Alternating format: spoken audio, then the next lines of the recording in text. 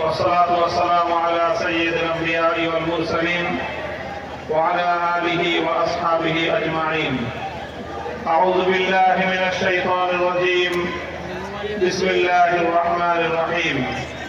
ولا تركنوا إلى الذين ظلموا فتمسكم النار. صدق الله العظيم.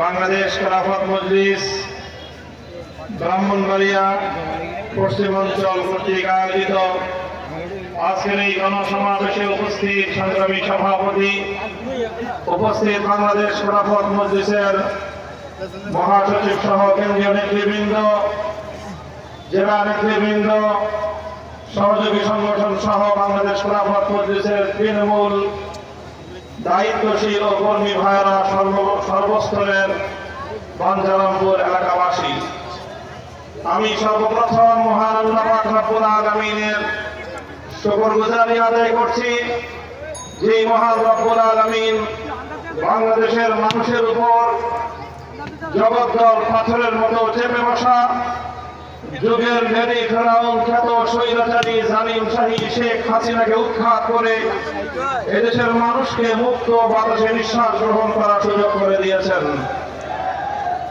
এরপরে আজ বাঞ্ছারামপুরের এই তৃণমূল অঞ্চলে